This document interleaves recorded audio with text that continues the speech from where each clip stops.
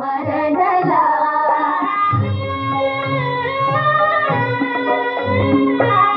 సమావేశానికి ఇచ్చేసిన ప్రతి ఒక్కరికి పేరు పేరున విలేకరులు మా సేవ భాషల కుటుంబ సభ్యులు అభిమానులందరికీ నమస్కారాలు. మన ఈ రోజుల్లో చూస్తున్నాం, కాలం చేసిన వరకు ఎవరైనా గుర్తుపెట్ట 10 సంవత్సరాలు 15 సంవత్సరాలు 25 సంవత్సరాలు గుర్తుపెట్టుకుంటాం. కానీ ఇక్కడ మనం మాట్లాడేది మన తెలుగు తేజం, తెలుగు పౌరుషం, మన తెలుగు గుళ్ళు చెప్పడం. మన విశ్వవిఖ్యాత నటసారి రాముడు, పద్మశ్రీ నటరత్న కళ ప్రపన్న నలుగురి తారక రామారావు గారి వారి నటనోత్సవ వేడుకలు అద్భుతంగా ఎక్కడ వెళ్ళినా విజయవంతంగా అందరూ సంబరం చేసుకుని చాలా అద్భుతంగా చేశారు. విదేశాల్లో ఇది ఇప్పుడు శబ్దజయంతి ఉత్సవం మొదలైంది. మన కుక్కట్పల్లి చేసిన హైదరాబాద్లో, దాంట్లో గుజరాత్లో, అలాగే కొన్ని ప్రాంతాల్లో చేస్తున్నాయి. విదేశాల వాళ్ళకు ప్రోత్సహించి వాళ్ళు కూడా వాళ్ళకి వాలంటీర్లు ముందుకు వచ్చి ఇక్కడ చేద్దామని, విదేశాల్లో చేద్దామని వాళ్ళు ముందుకు వచ్చి రావడం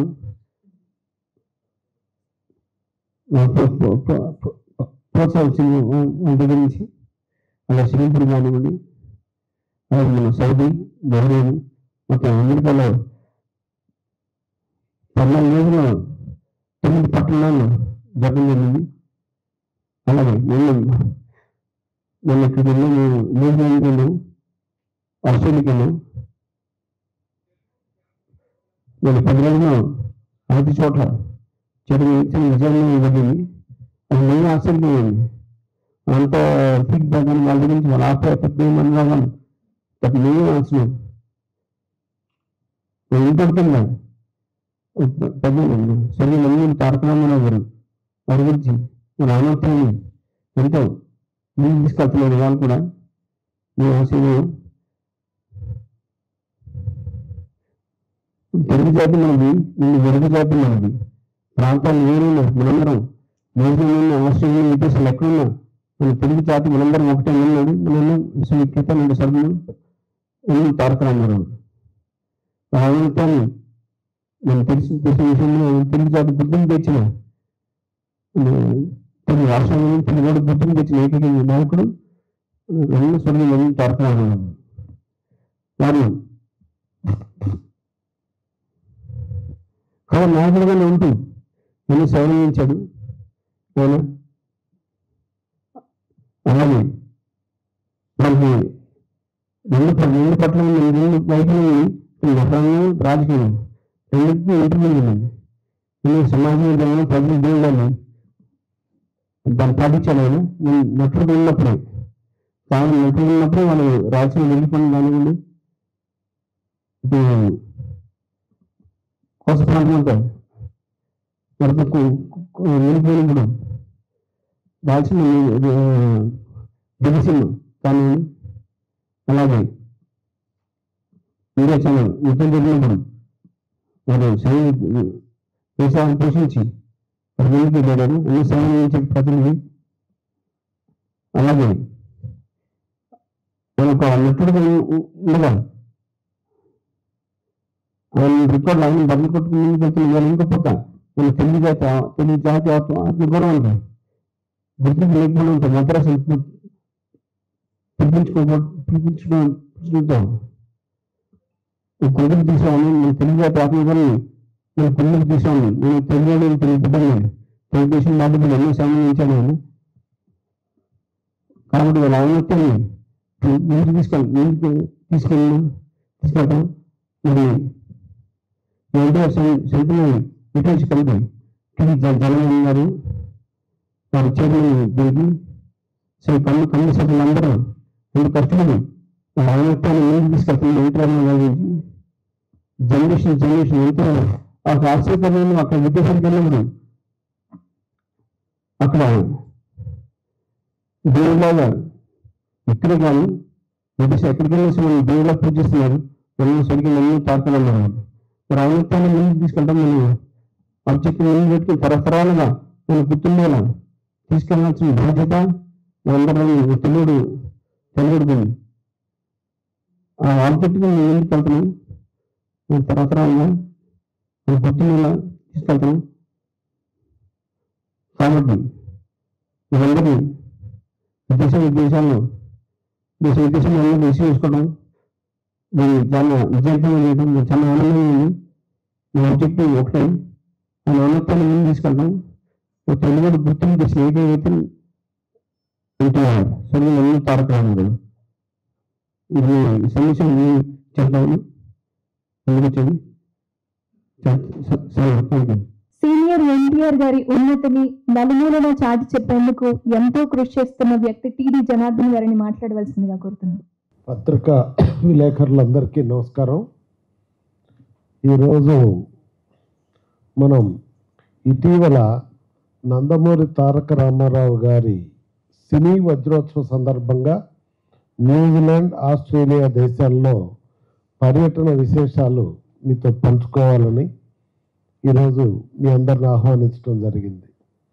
ఈ పర్యటనలో రామకృష్ణ బాబు గారు, అలానే చంద్రమోహన్ రెడ్డి గారు, నర్సిరెడ్డి, నారా రోహిత్, బోడే ప్రసాద్ గారు వీళ్ళంతా పాల్గొన్నారు. నందమూరి తారక రామారావు గారి సినీ వజ్రోత్సవాలు ఈ సంవత్సరం విజయవాడలో మనం ప్రారంభించడం జరిగింది. మొట్టమొదట అన్న ఎన్టీ రామారావు గారు 75 సంవత్సరాల క్రితం 1949లో కృష్ణవేణి గారితో మొదటి పారితోషికం తీసుకున్నారు. ఆమె మిర్జాపూర్ జమీందారు గారి వైఫ్. నేటికి 75 సంవత్సరాలైంది కనుక మనం వారి సేవల్ని స్మరించుకుంటూ వజ్రోత్సవాలు నిర్వహించాం. విజయవాడలో ముఖ్యమంత్రి నారా చంద్రబాబు నాయుడు గారు, వెంకయ్యనాయుడు గారు, అలానే సినీ కుటుంబాలు, అన్నగారి కుటుంబం, ఏఎన్ఆర్, కృష్ణంరాజు గారు, అలానే దగ్గుపాటి కుటుంబం, కైకాల కుటుంబం నుంచి ప్రతినిధులను ఆహ్వానించి ఆ రోజు కార్యక్రమం చేశాం. దాంతో స్పందించినటువంటి పలు ప్రాంతాల వాళ్ళు ఈ కార్యక్రమాన్ని నిర్వహిస్తూ మమ్మల్ని ఆహ్వానించడం జరిగింది.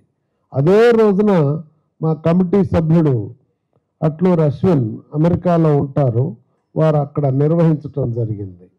ఆ తర్వాత దుబాయ్లో, సింగపూర్, సౌదీ, బహ్రెయిన్, కువైట్, నిన్న న్యూజిలాండ్, ఆస్ట్రేలియా. మన దేశంతో ఇప్పటికి 8 దేశాల్లో 13 ప్రదేశాల్లో అన్నగారి సినీ వజ్రోత్సవాలు జరిగాయి. ఆస్ట్రేలియాలో 4 చోట్ల జరిగింది. న్యూజిలాండ్, ఆస్ట్రేలియాలో ఎటేస్ట్రెచ్ ఒకేసారి 5 మహానగరాల్లో ఈ కార్యక్రమం జరగటం అనేది చరిత్ర అని వాళ్ళు అక్కడ ఉన్న వాళ్ళంతా చెప్పటం జరిగింది. ఆ కార్యక్రమాల్లో సకుటుంబ సపరివారంగా రావటం అనేది చాలా ఆశ్చర్యంగా ఉంది, ఆనందంగా ఉంది. వాళ్ళే చెప్పారు, మేము ఎన్నో కార్యక్రమాలు ట్రై చేస్తూ ఉంటామండి, కానీ ఈ కార్యక్రమానికి అన్నగారి పేరు చెప్తే వచ్చిన స్పందన ఇంతవరకు ఎప్పుడూ ఇంత పెద్ద ఎత్తున జరగలేదన్నారు. మీకు తెలుసు, ఇతర దేశాల్లో 500-600 మంది రావటం అంటే కష్టం. అన్ని చోట్ల 500-600 మంది, మెల్బర్న్లోనైతే 1200 మంది వచ్చారు. పిల్లలతో సహా అన్నగారి కాన్సెప్ట్స్ని ప్రదర్శనలు చేయటం, పాటలు పాడించటం, ఇట్లాంటి కార్యక్రమాలన్నీ చేశారు. దాంతో మేము చాలా ఆనందపడిపోయాం. మనకు పర్పస్ ఏంటి? అన్నగారి భావజాలాన్ని భావితరాలకి అందజేయాలని.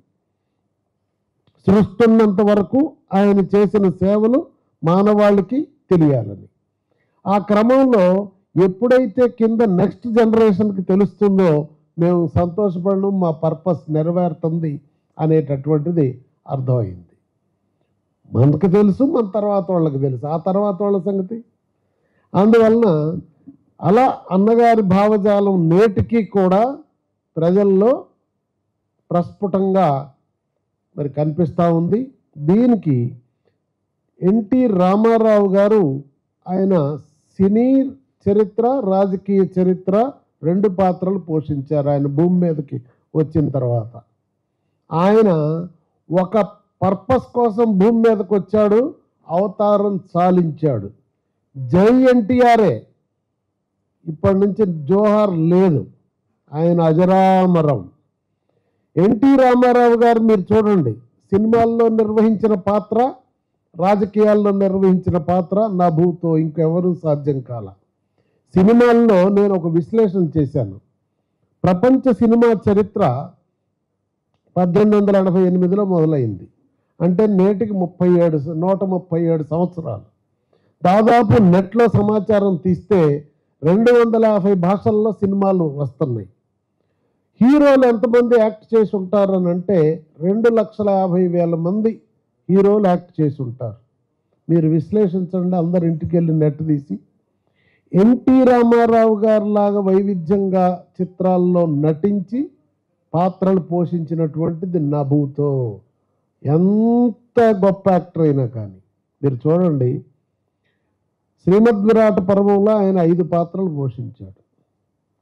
కృష్ణుడు, దుర్యోధనుడు, అర్జునుడు, బృహనల, అట్లా కీచకుడు. అదే సినిమాకి డైరెక్షన్ చేశాడు, అదే సినిమాని ప్రొడ్యూసర్ చేశాడు, స్క్రీన్ ప్లే చేశాడు. ఇన్ని పాత్రలు పోషించిన వాడు నెట్లో మీరు శోధించి ఉంటే చెప్పండి, లేకపోతే అన్నగారు ఔన్నత్యాన్ని భావితరాలకు తీసుకొని వెళ్ళండి. అది ఎన్టీ రామారావు గారి యొక్క ఔన్నత్యం. మరి ఆ మహానుభావుణ్ణి ఎంతగా మనం తీసుకెళ్ళాలి, ఆయన గురించి ఆలోచించాలి. అది ఇంకా రాజకీయాల్లోకి వద్దాం. రాజకీయాల్లోకి వస్తే ఎన్టీ రామారావు గారు తెలుగు ప్రజల ఆస్తి. ఆయన మనం చరిత్ర చెప్తే ఏం చెప్తాం? క్రీస్తు పూర్వం, క్రీస్తు తర్వాత అని చెప్తుంటాం. సినిమాల్లో కానీ రాజకీయాల్లో కానీ అన్నగారి చరిత్ర చెప్పాలంటే ఎన్టీఆర్ ముందు, ఎన్టీఆర్ తర్వాత. సినిమాల్లోనూ రాజకీయాల్లోనూ కొట్టొచ్చినంత స్పష్టంగా ఆయన పాత్ర పోషించారు, సేవలు అందజేశారు. మీరు రాజకీయాల్లో రామారావు గారు రాకముందు స్వతంత్రం వచ్చి 35 సంవత్సరాలైంది.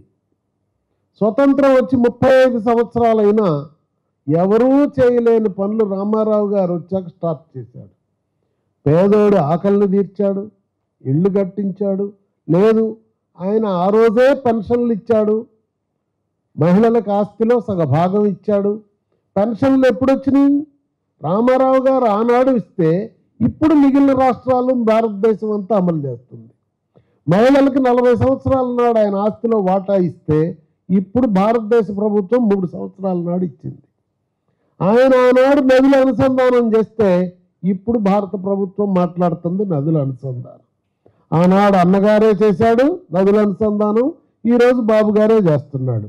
భారతదేశంలో ఇంకో రాష్ట్రంలో ఎక్కడ ఎవరు అమలు చేయట్లేదు. అంతేకాదు, ఎన్నని చెప్పాలా? ఆ రోజు ఆయన తెలుగువాడి ఆత్మగౌరవం కోసం, రాష్ట్రం యొక్క హక్కుల కోసం పోరాడుతూనే జాతీయ సమగ్రతకు కూడా ముందుండి నిలబడి నడిచాడు ఎన్టీ రామారావు గారు. అలాంటి మహానుభావుడి చరిత్ర భావితరాలకు అందజేయటం కోసమే మేము కొద్దిమంది మిత్రులు ఒక 10-15 మంది స్టార్ట్ చేశాం. మొట్టమొదట అన్నగారి 100వ జయంతి టైంలో చేశాం. అప్పుడు విజయవాడలో ఒక సభ పెట్టాలనుకున్నాం. సహజంగా ఎవరైనా ఒక సభ పెడితే హాల్లో పెట్టుకుంటారు. ఆ రోజు మీకు తెలుసు కదా, అక్కడ జరిగేటటువంటి అరాచక పాలన, ఆ పాలనలో సభ పెట్టడం అంటే చాలా కష్టం. కానీ అన్నగారికి వచ్చిన స్పందనలో జనం వచ్చిన దానికి ఎవరు కంట్రోల్ చేయలేకపోయారు. 1000 మంది వస్తే అద్భుతంగా జరిగింది. ప్రసన్న గారు ఇప్పుడే లోన్ మాట్లాడుతుంటే చెప్తుండు, రజనీకాంత్ గారు, బాబు గారు, అలానే ఎన్టీ రామారావు గారి తొలితరం సంతానం అంతా బాలకృష్ణ గారు. అట్లే ఆయన మీద మొదటి పుస్తకం రాసిన వెంకటనారాయణ గారిని పిలిచి స్టార్ట్ చేశాం. ఆ తర్వాత కైతలాపూర్ గ్రౌండ్లో తెలంగాణలో మనం పెట్టాం.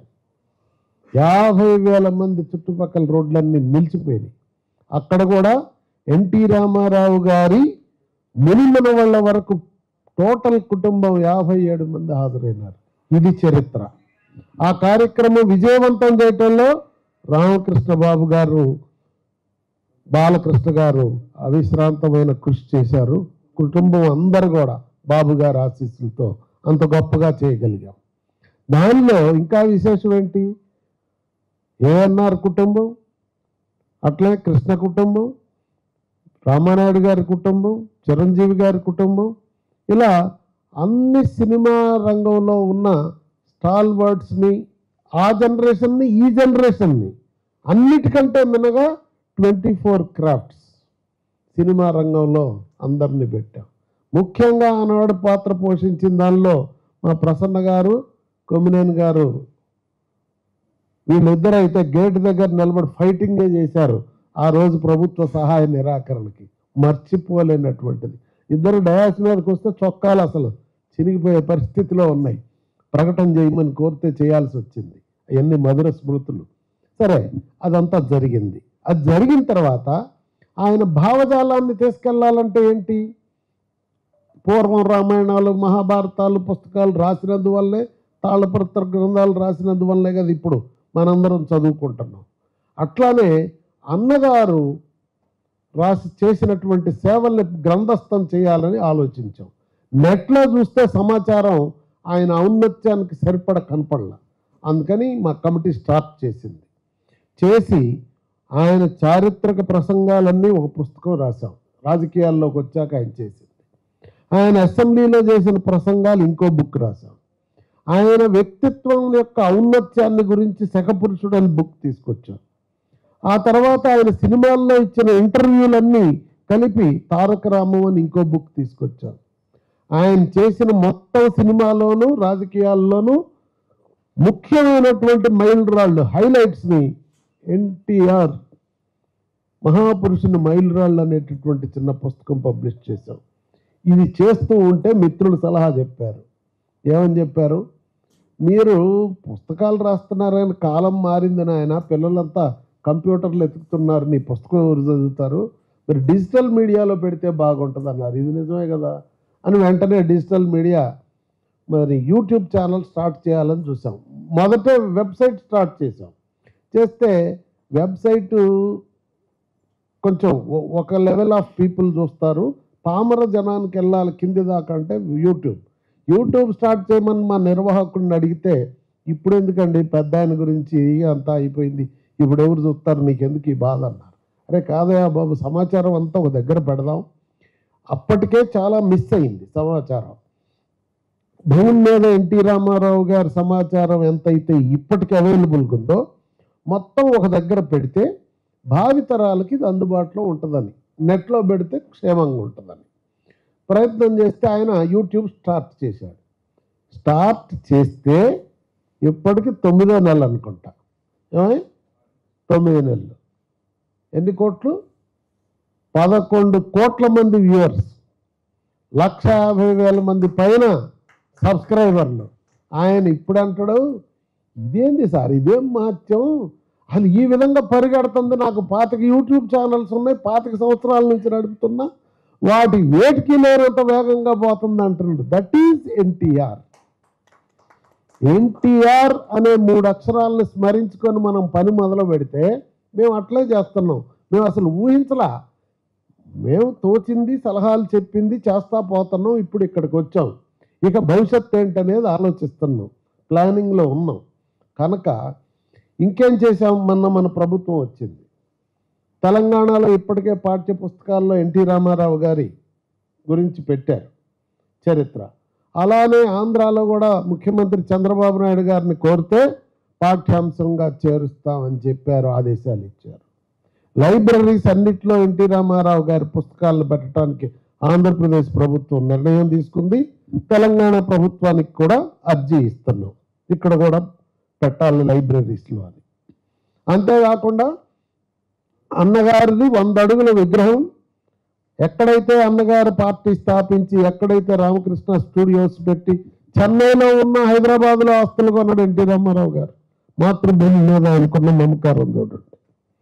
కనుక ఈ హైదరాబాద్ మహానగరంలో 100 అడుగుల విగ్రహం పెట్టడానికి ఇక్కడ ముఖ్యమంత్రి రేవంత్ రెడ్డి గారికి అర్జీ ఇచ్చాం. దాదాపు 4-5 నెలలు అయింది. స్పందన కోసం ఎదురు చూస్తున్నాం.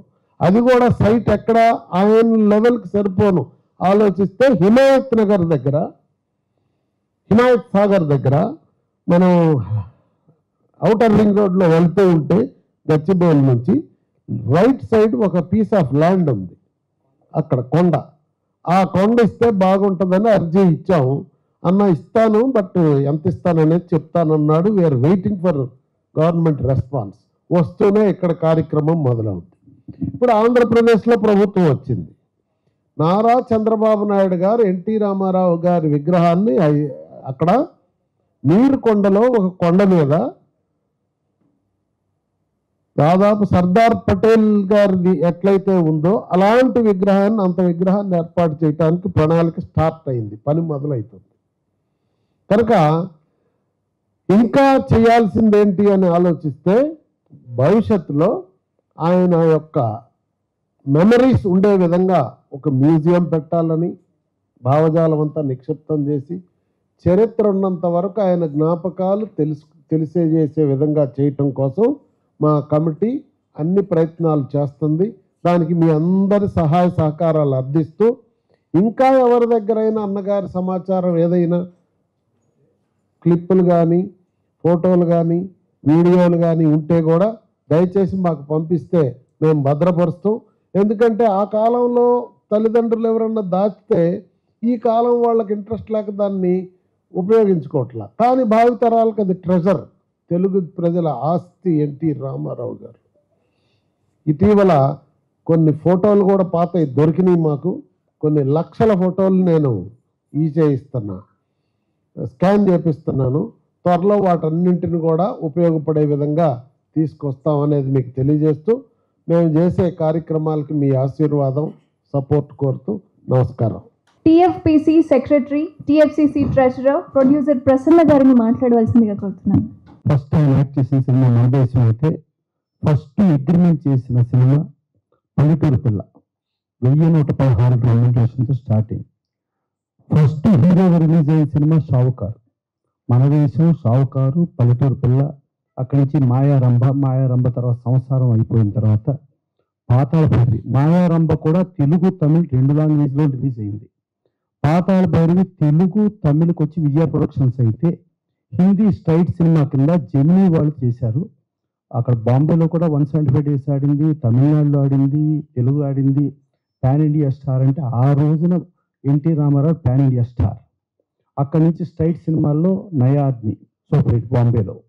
దాని తర్వాత మన భరణి పిక్చర్స్ ఆవిడ భానుమతి రామకృష్ణ గారిది చెందిరాణి.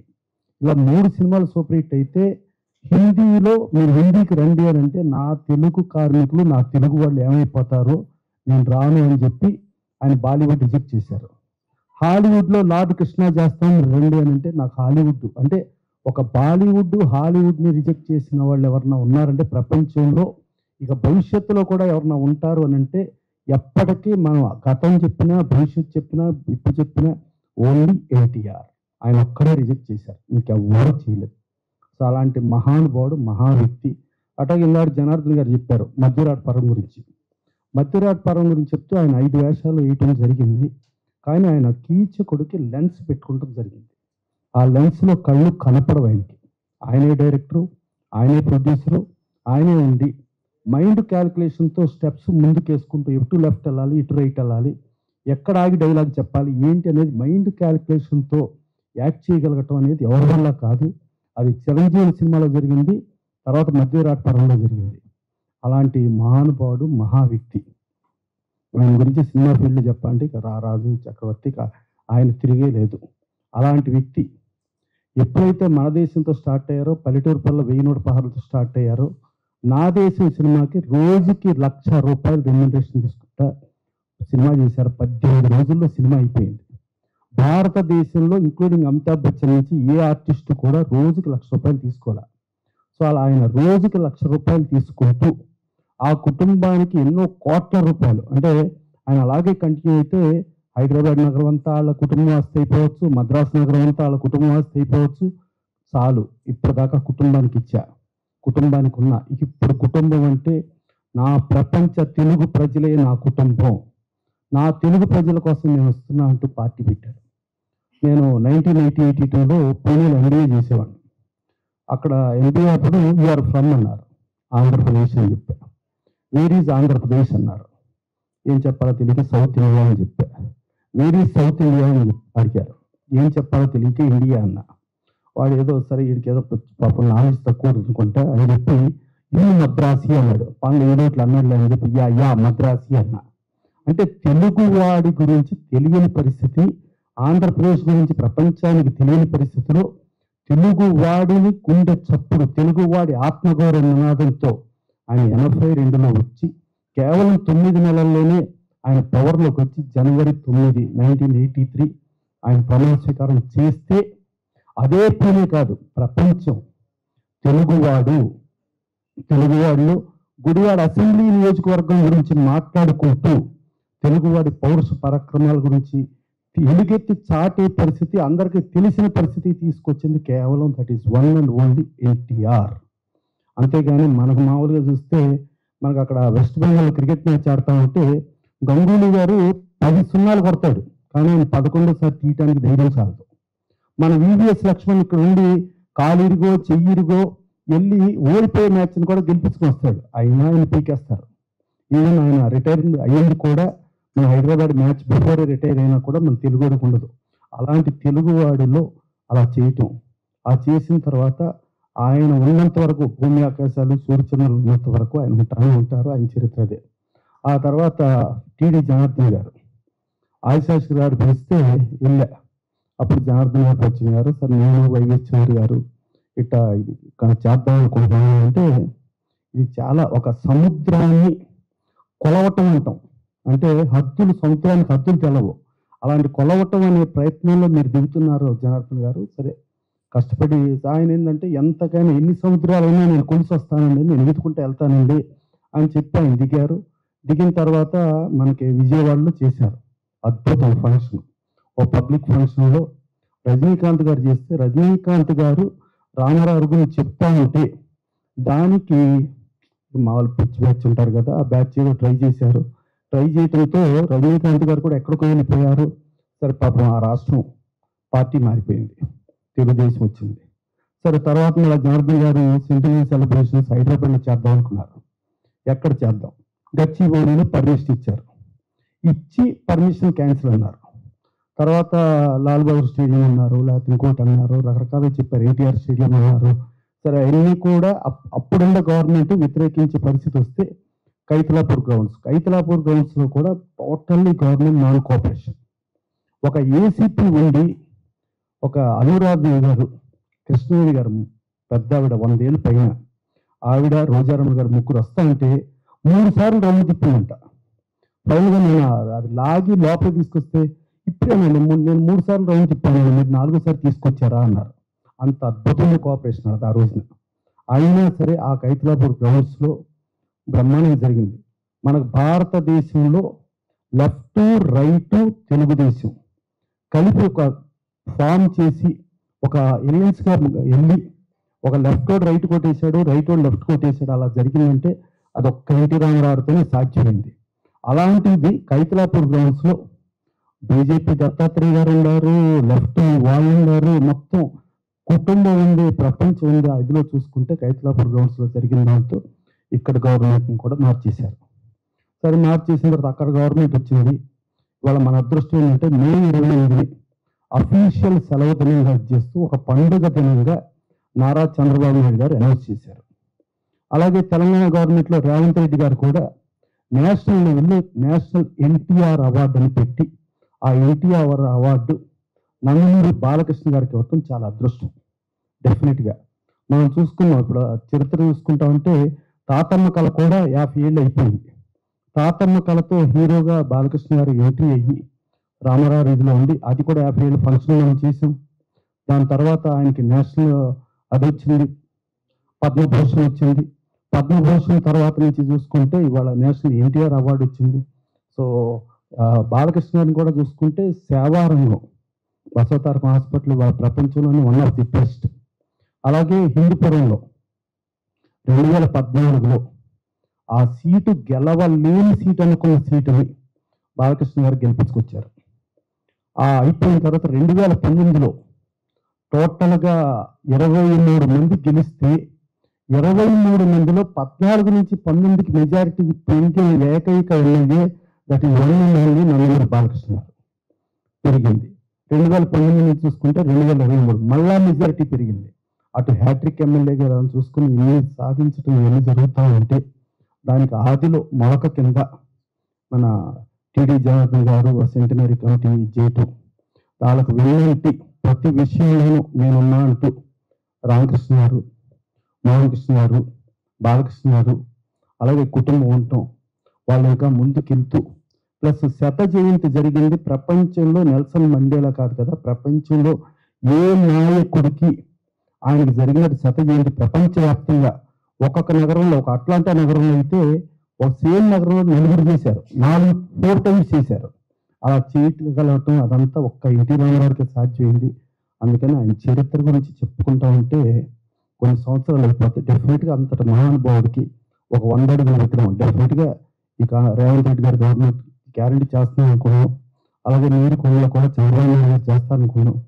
ఇదే కాకుండా ఆయన ఫెడరల్ స్పిరిట్తో పెట్టారు. అప్పటి వరకు ఏక పార్టీ పాలన ఉంటే భిన్న పార్టీల పాలన. ఇవాళ నరేంద్ర మోడీ గారు కూడా అదే భిన్న పార్టీల పాలన, అదే ఫెడరల్ స్పిరిట్. అంటే ఇవాళ ప్రతి స్టేట్ గవర్నమెంట్ రామారావు పాలసీస్, ప్రతి సెంట్రల్ గవర్నమెంట్ రామారావు పాలసీస్. మళ్ళా ఆడపడుచులకి ఆస్తి అన్నారు. ఇవాళ మోడీ గారు నారీ భూరి అంటున్నారు. ఆ రోజుల్లోనే ఆడవాళ్ళకి రిజర్వేషన్ ఇచ్చిన ఎన్టీ రామారావు ఇచ్చారు. సో ఎన్టీ రామారావు భూమి ఆకాశాలు సూర్యచంద్రులు ఉన్నంత వరకు నోటారు. వాళ్ళకి ఆ రామారావు గారికి సేవ చేయటానికి టీడీ జనార్దన్ గారు, ఈ కమిటీ వీళ్ళందరూ, ఈ కుటుంబం వీళ్ళందరూ చేయటానికి డెఫినెట్గా తెలుగువాడి పౌరుషం, తెలుగువాడి ఆత్మగౌరవం, తెలుగువాడని ప్రపంచానికి చాటి చెప్పి మన తెలుగు చరిత్రని చెప్పి మన తెలుగువాడని చెప్పుకునే స్థాయికి మనకు వెళ్ళగలిగిన ఎన్టీఆర్ గారికి వాళ్ళు చేసే సేవకి మనందరం కూడా పాదాభివందనం. ఎన్టీ రామారావు గారి ఆలోచనలు నేటికి నాటికి భవిష్యత్తు తరాలకు ఎంతో ఉపయోగకరం. అది ఇండస్ట్రీ పరంగా కావచ్చు, రాజకీయ పరంగా కావచ్చు. Thank you so much sir, మీ యొక్క విలువైన అనుసరణ మా అందరితో పంచుకున్నందుకు. ఏ ఒక్క నాయకుడికి ఎన్టీ రామారావుకి స్వచ్ఛంగా జరిగినట్టు ప్రపంచంలో ఎవరికి జరగల. అది ప్రపంచ ప్రజలందరూ ఇచ్చిన నివాళులు. దానిలో ఒక చిన్నది భారతరత్న కూడా వస్తే బాగుంటుంది. Thank you. ఒక నటుడుగా ఎన్నో చరిత్ర చిత్రాలు చేశాడు. సాంఘికం, జానపద, పౌరాణికం ఎన్నోన్నో అని ప్రపంచ ఏకైక నటుడు, 50కి పైగా నిజ జీవిత పాత్ర పోసిన ఏకైక వ్యక్తి, ఏకైక నటుడు మన ఎన్టీఆర్. అలాగే ఇందాక ప్రశ్న చెప్తున్నట్టు ప్రజల్లో కలిసిపోయిన మనిషి అన్నప్పుడు నాకు గుర్తు ఒక కుటుంబ సభ్యుడిగా, ఎందుకంటే ఉదాహరణ ఎవరు ఇవ్వలేరండి. 1982 పల్లెచోట చెప్పి 1982లో బాలకృష్ణ మా అన్నయ్య గారికి నాకు పెళ్ళింది తిరుమల కొండపైన. వారు క్యాంపెయిన్ అప్పుడు పార్టీ పెట్టడం జరిగింది. 1982 పార్టీ పెట్టి మార్చి 29న పార్టీ పెట్టి వారు క్యాంపెయిన్ ఉన్నారు. చివరి దశలో ఉండగా మా పెళ్ళి జరిగింది. వారు అక్కడ అందరూ కుటుంబం అందరూ మీ అబ్బాయి పెళ్ళి జరుగుతుండగా వారు రాలేదు. ప్రజల్లో కలిసిపోయాను, రాలిపోయారు. వారు ఫోన్ చేసి ఇంకా నేను రాలిపోతున్నాను మొత్తం ఎంతమంది ఎంత ప్రెషర్ పెట్టినా ప్రజలుగా అందరూ ఈరోజు ఎవరు ఉంటారండి తండ్రి, వారి బిడ్డలకి పెళ్లి జరుగుతుండగా నేను మానేసి నేను ప్రజల్లో కలిసిపోయాను. ఆ ప్రజలు ముఖ్యాన్ని వెళ్ళిపోయాడు ఆయన, ప్రజల్లోకి వెళ్ళిపోయాను. నేను చాలా గర్విస్తున్నాం. వారు ప్రజలను సేవలు అందించారు. ఇలా చెప్పుకుంటూ నేను జన్మ సరిపోదు. ఎక్కడికైనా ఒకటే చెప్పాను, నా పర్మనెంట్ వీసీ ఇప్పించండి, మేము జీవితాంతం చెప్తానంటే అంత చరిత్ర ఉందండి వారికి. రామారావు. సో తెలుగు జాతి, తెలుగు గడ్డ, తెలుగు నేల, తెలుగు భాష ఉన్నంతకాలం వారి రామనామం చిరస్మరణి. మరి వారి బిడ్డకు పుట్టడం బసవ తారకమ్మ, నమ్మ తారకమ్మ మా బిడ్డకు పుట్టడం చాలా అదృష్టంగా భావిస్తున్నాను.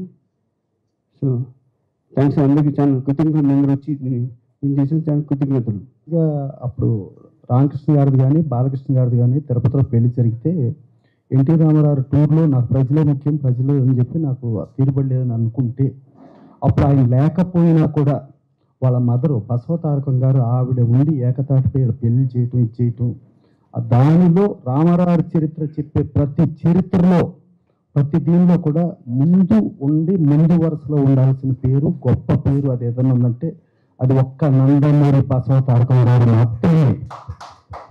సో అలాంటి మహా ఇల్లాలు, అలాంటి మహానుభావుడు ఆ కడుపున వెళ్ళి పుట్టడం, ఆ పుట్టి ప్రజలే కుటుంబం అనుకుని ఆయన ముందుకెళ్ళటం, ఆ ముందుకెళ్ళిన దగ్గర ప్రతి ఇదిలోనూ ఆవిడ వెనక ఉన్నారు కానీ ఎప్పుడు ముందు రావడానికి ప్రయత్నం చేయలేదు. ఆయన వెన్నంటి ఉండి ఆయన ప్రతి విషయంలోనూ చేదోడు వాదోడిగా ఆవిడ కష్టపడి కుటుంబాన్ని సాకుతూ, అంటే యాజ్ ఇట్ ఈస్గా 12 మంది పిల్లలు అని అనుకుంటే సంవత్సరానికి ఒక పిల్లల్ని ఇట్టా పెట్టుకుంటే ఇంకో పిల్లల్ని ఇట్టా పెట్టుకుంటే ఒక 9-10 ఏళ్ల వరకు పిల్లల్ని చేసి అది మామూలు విషయం కాదండి, అది చాలా గొప్ప విషయం.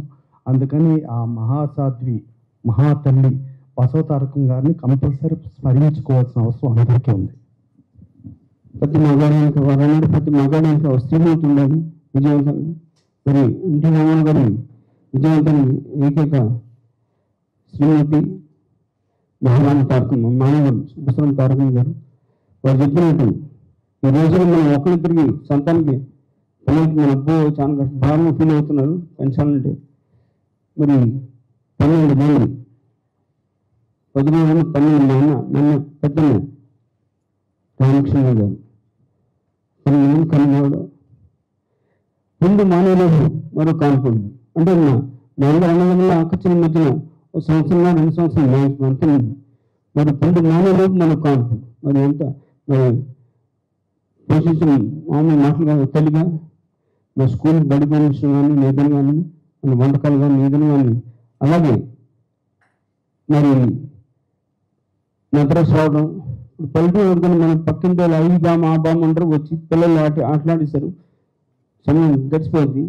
ఇక్కడ పట్టణం కానీ పట్టణం ఎవరు పరిచయం నేను పడిన మద్రాసు రాజధాని భాష మరి ఎవరైనా మహత్వాన్ని వెల్లడించి నాకు ఏదో అందరు కలిసి మేము స్పీడ్పోయాం. ఆ మహత్వాన్ని వాళ్ళు కట్టుకుంటున్నాం, చాలా అదృష్టం అవసరం. శ్రేయోభిలాషుల్ని మద్దతుదారులని అందరినీ కలుపుతూ ప్రపంచంలో networking NTR literature and global networking కమిటీని ఏర్పాటు చేశాం. దానిలో ఎన్టీఆర్ యూనివర్స్ అనే లోగో పెట్టాము. ఈ లోగో కూడా ఈరోజు ఇనాగ్రేట్ చేద్దాం అనుకున్నాం, ఇక్కడ వీలు పడలేదు, మీ అందరికి పంపించాం. దయచేసి ఆ రెండింటిని కూడా ప్రదర్శించవలసిందిగా విజ్ఞప్తి చేస్తాం.